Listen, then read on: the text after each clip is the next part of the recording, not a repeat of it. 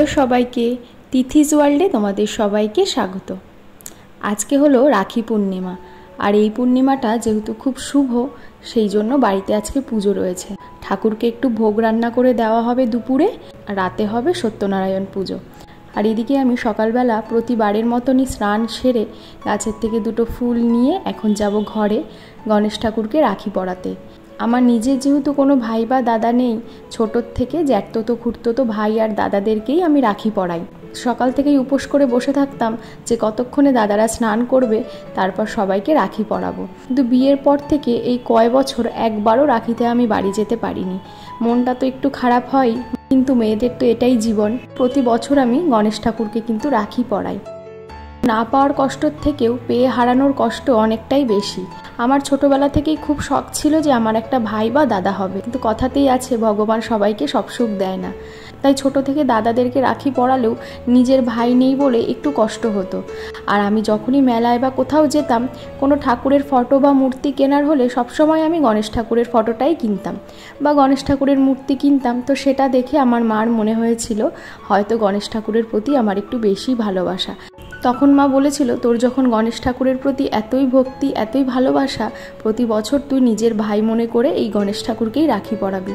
তো সেই থেকে প্রতি বছর আজও অবধি আমি গণেশ ঠাকুরকে প্রতি বছর রাখি পরিয়ে আসছি। যখনই খারাপ সময়, ভালো সময়, নিজের দুঃখ, কষ্ট, সমস্যা সব কিছু যেরকম আমরা একটা মানুষের কাছে শেয়ার করি, সেরকমই এই মূর্তির সামনে দাঁড়িয়েও যখন আমি সেই সমস্ত কথা বলতাম, আমার মনে হয় মন থেকে কোনো সাড়া আমি পাই, তার সাথে কোনো না কোনো রাস্তাও আমি খুঁজে পাই। আসলে এক একটা মানুষের এক একটা ঠাকুরের ওপর বেশি বিশ্বাস। ভগবান তো একই হয়, শুধু তার রূপটাই আলাদা হয়। কিন্তু অনেকেই আছে যারা শিব ভক্ত, কেউ কালী ভক্ত, কেউ লোকনাথ বাবার ভক্ত, ঠিক সেরকমই। তো এই আর কি, মনের বিশ্বাসটাই সব। আর এই যে মূর্তিটায় আমি রাখি পরালাম, এটা দিয়েছিল আমার বাড়ি থেকে যখন বিয়েতে তত্ত্ব এসেছিল, সেই তত্ত্বে সাজিয়ে পাঠিয়েছিল। তো এইটা আমার ঘরেই সবসময় থাকে, তোমরা তো কম বেশি দেখেছই। আর তো হাতে গোনা কয়েকটা দিন পরেই গণেশ পুজো। এবারের গণেশ পুজোটাও একটু অন্যরকম হতে চলেছে, সেটা তো তোমরা ভিডিওতেই দেখতে পাবে।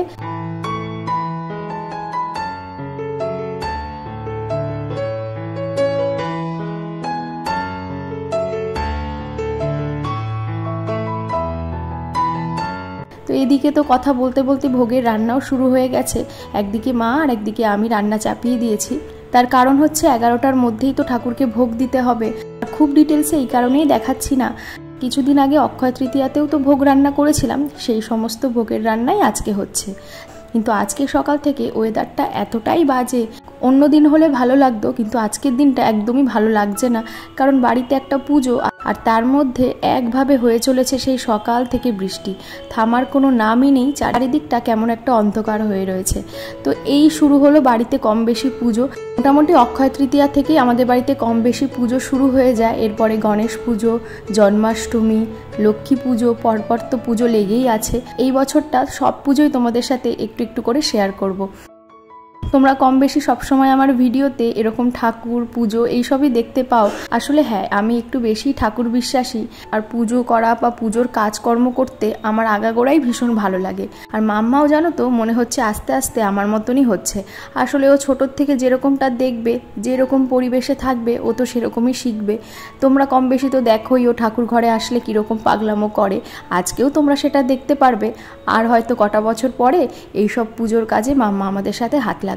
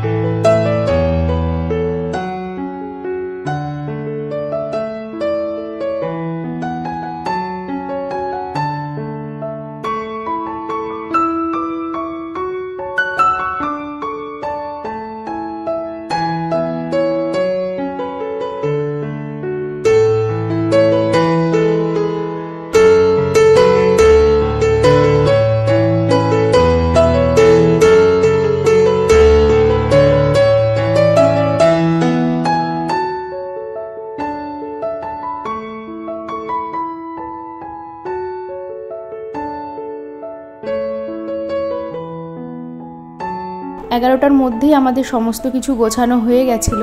এবার ঠাকুরের বাটাটা সাজিয়ে মা বসবে পুজোয়। এটা তোর জন্য হয়েছে, পুড়ে গেছে, তুই খাবি বলে নে, যা হয়ে গেছে।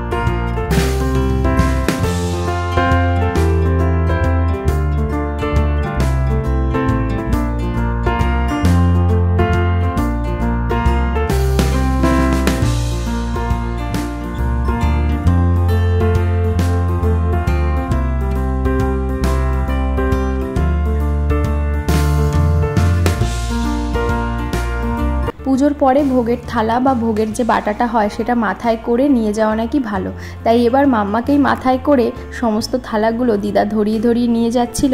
যখন এই চাটনি পায়েসের থালাটা মাথায় দিয়েছে তখন ও হাতটা ঠিক চাটনির বাটিতেই দিয়েছে, আর যখন দেখছে একটু নরম নরম মতন কিছু আছে ওটাকে নিয়ে ঘাটাঘাটি করেছে। তারপরে যেই না মাথা থেকে থালাটা নামিয়ে দিয়েছে সঙ্গে সঙ্গে হাতটা চাটতে শুরু করে দিয়েছে, আর সেটা ছিল আমের চাটনি, একটু টকটকও ছিল, আর মুখটা কীরকম করছিল দেখো।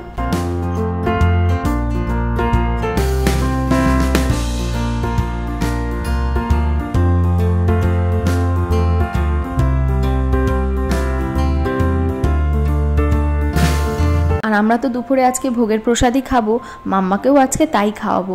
সকালবেলার দিকে বাবা আর ও খাবে বলে একটু ডাল সিদ্ধ দিয়েছিলাম, সেই ডাল সিদ্ধ ভাত আর এখান থেকে নিয়েছি কয়েকটা ভাজা, এই দিয়েই মাম্মাকে খাওয়াবো। ওকে খাইয়ে নিয়ে তারপরে আমরাও বসলাম খেতে। আর আজকে ভোগের প্রসাদে ছিল খিচুড়ি, পোলাও, পাঁচমিশালি তরকারি, পনিরের তরকারি, তার সাথে চাটনি, পায়েস আর মিষ্টি দই। আর সন্ধ্যাবেলা এখানে সত্যনারায়ণের পাঁচালি পরে একটু সিন্নি দিয়েছিল। এইবার কিন্তু আর একটা রাখি কেনা হয়নি, দুটো রাখি কেনা হয়েছে, কারণ এবার তো মাম্মা একটু বড় হয়ে গেছে, তাই প্রতি বছর এবার থেকে ওর দাদাকেই পরাবে রাখি। আর সকাল থেকেই বাবা যেহেতু একটু কাজের মধ্যে ছিল, মাম্মা আর রাখি পরাতে পারেনি। তো এই আর কি, আজকে সারাদিন বাইরে এরকম মুষলধারায় বৃষ্টি আর ঘরে পুজো আচরার মধ্যে দিয়ে দিনটা কাটলো। আর আমার গলার অবস্থা একটু খারাপ, সেটা তো তোমরা বুঝতেই পারছো, কারণ একটু ঠান্ডা লেগে গেছে, ওয়েদারটা খুব একটা ভালো যাচ্ছে না যেহেতু, তাই কথা বলতে একটু অসুবিধাই হচ্ছে। তাই এই ভিডিওটা এখানেই শেষ করছি। কেমন লাগলো অবশ্যই কিন্তু জানিও, ভালো লাগলে একটা লাইক করো, আর আমার চ্যানেলের ভিডিওগুলো যদি তোমাদের ভালো লেগে থাকে অবশ্যই আমার চ্যানেলটাকেও সাবস্ক্রাইব করো। তাহলে চলো আজকের মতন টাটা, আবার পরের ভিডিওতে দেখা হচ্ছে। সবাই ভালো থেকো, সুস্থ থেকো। Thank you.